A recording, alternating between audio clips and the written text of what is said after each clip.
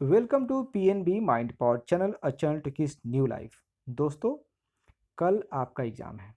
जी हाँ, 66वीं BPSC mains आप देने जा रहे हैं। हमारी पूरी शुभकामनाएं आपके साथ हैं। प्रकृति, पूरा ब्रह्मांड आपको मदद करेगा, क्योंकि आपने बहुत मेहनत की है और मेहनत का फल मिलता ही है। मुझे पता है कि आप में से कई लोग होंगे, कई ऐसे अभ्यर्थी होंगे जो आशंकित होंगे कि क्या होगा, क्या नहीं होगा। तो मैं आपसे यही कहूँगा कि अब तो पढ़ना बंद कर दीजिए। अब पढ़ना फ़ायदा नहीं देगा, नुकसान देगा। अभी आपको समय है रिलैक्स करने का। पूरा रिलैक्स मूड में आ जाइए, संपूर्ण रिलैक्स मूड में आ जाइए। इसके लिए आप चाहें तो योग निद्रा कर सकते हैं। योग निद्रा में आप एक संकल्प ले सकते हैं, ऐसा दोहरा सकते हैं कि कल जो परीक्षा होने वाली है उसमें वही होगा जो हम चाह रहे हैं। जी हाँ, कहने का मतलब जो आपने पढ़ा है उसी में से आएगा। योग निद्रा उनके लिए भी बहुत फ़ायदा करता है जिनको नींद नहीं आती है। अगर आपको योग निद्रा करने में कोई दिक्कत हो तो हमारे व्हाट्सएप नंबर पर योग निद्रा का लिंक मांग लेंगे। सोने से पहले, आज सोने से पहले आप ये काम कर लेंगे। योग निद्रा आपको रिलैक्स करेगा, इवन आपको नींद भी ला देगा। कई लोग परीक्षा के ऊहा-पोह में, उसके आशंका, डर में सो ही नहीं पाते हैं, और जब तक आप नहीं सोएंगे आपका माइंड ठीक से रिकॉल नहीं करेगा। जी हाँ दोस्तों, जो आपने पढ़ा है वहाँ पर याद नहीं रहेगा कि कौन कौन सा पॉइंट था। 5 पॉइंट आप वीर कुंवर सिंह में पढ़े और 3 ही पॉइंट याद आ रहा है। आपने वीर कुंवर सिंह के 6 आलोचनाओं को याद किया था, वहाँ 2 ही आलोचना आ रहा है। तो इसलिए माइंड को रिलैक्स देना बहुत ज़रूरी है। मेरी बात मानिए अभी से। जी हाँ दोस्तों, अभी से कुछ भी मत पढ़िए, कुछ भी मत देखिए, आराम कीजिए। और आराम का मतलब ये नहीं कि व्हाट्सएप पर आप कुछ कर रहे हैं या वीडियो गेम खेल रहे हैं या बात कर रहे हैं। आराम का मतलब शरीर के सभी अंगों को आराम दीजिए। एकदम से रिलैक्स, एकदम से रिलैक्स मूड में आ जाइए। आँख बंद तो ज़रूर रहना चाहिए। आँख बंद करके आराम कीजिए तो ज़्यादा आप लाभ प्राप्त करेंगे। इसी संदेश को देने के लिए मैं वीडियो बना रहा हूँ कि आप अपने आप पर यकीन कीजिए और खुद को अब मत किताबों के बीच रखिए। अब आँख बंद करके रिलैक्स कीजिए, ध्यान लगा सकते हैं, ज़्यादा से ज़्यादा सोने की कोशिश कीजिए।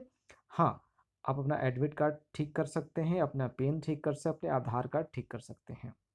अब आपको लग रहा है कि सर ये तो एक उपदेश वाली बात हो गई, लेकिन मुझे आशंका स्टार्ट में मुझे आशंका है करंट अफेयर्स वाले क्वेश्चन में पता नहीं लड़ेगा कि नहीं। तो मैं आपको एक उपाय बताता हूँ। मैंने कुछ क्वेश्चन गेस किया है, उस क्वेश्चंस को आप देखिए। अगर आज की डेट में ये क्वेश्चन आपसे बन रहा है, सारे क्वेश्चन 3 के 3 क्वेश्चन पकड़ा रहे हैं, तो वहाँ भी आप के सारे क्वेश्चन पकड़ाएँगे, मतलब आप जो पढ़े हैं उसी के अंदर से आएँगे। जी हाँ दोस्तों, तो एक झलक देख लीजिए हमारे क्वेश्चन को। मैं नहीं कह रहा हूँ कि यही आ रहा है, लेकिन उम्मीद तो ज़रूर करूँगा कि ये आना चाहिए।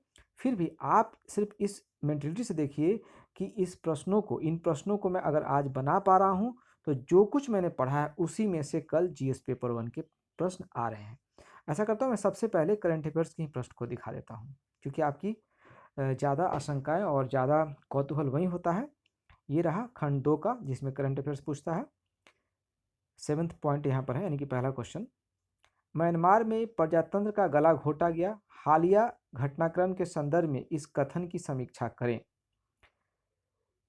बड़े माहौल में भारत म्यांमार के रिश्ते का क्या महत्व है और भारत सरकार को अब म्यांमार के प्रति कैसी विदेश नीति अपनानी चाहिए।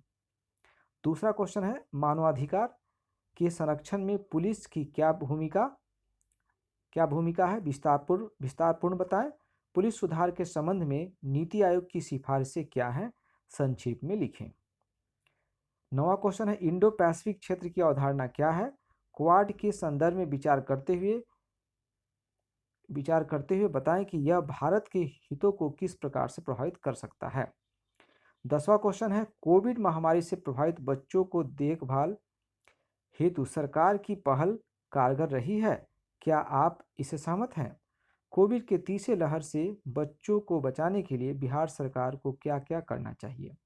तो एक जो म्यांमार वाला जो 7 नंबर पर लिखा है सो, 8 नंबर पर मानवाधिकार वाला पुलिस वाला और 10 नंबर पर कोविड वाला, ये इंपॉर्टेंट लग रहा है मुझे।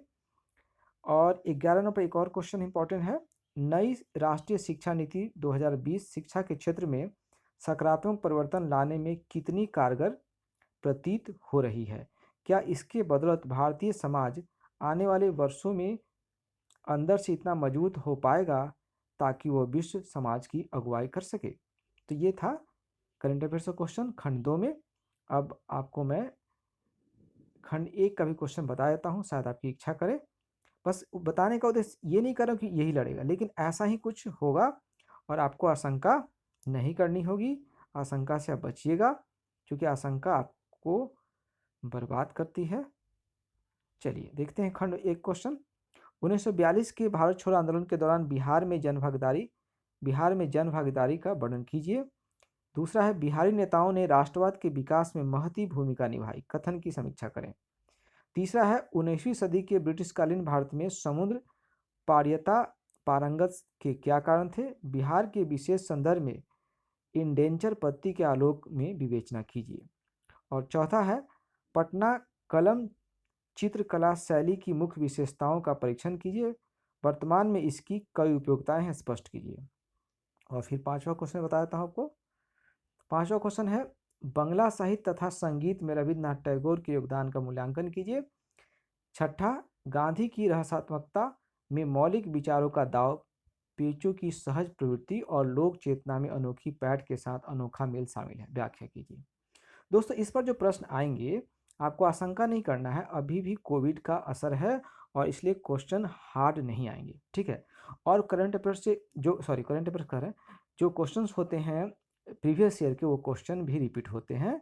इसलिए रिपीट क्वेश्चन तो इतिहास संस्कृति में आते ही हैं, तो रिपीट क्वेश्चन तो होंगे ही होंगे। और करंट अफेयर्स तो मैंने इसमें लिख ही दिया है।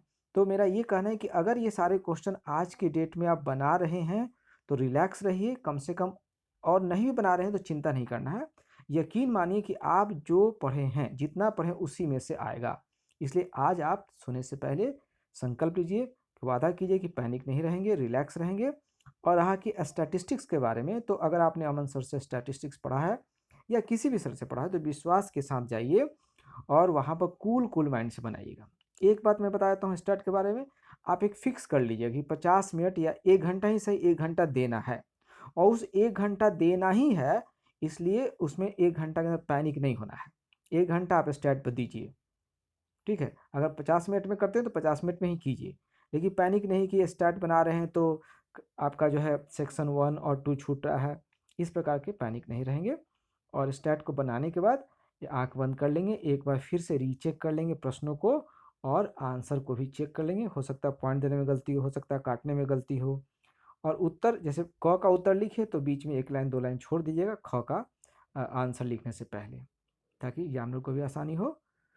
चलिए दोस्तों, पूरी शुभकामना आपके साथ है। पिछले बार जो है 6 स्टूडेंट्स हमारे पास थी, इसमें 5 का मेंस हुआ था, 65वें इंटरव्यू देने जा रहे हैं। आपका भी होगा, मेरी पूरे दिल से शुभकामना है।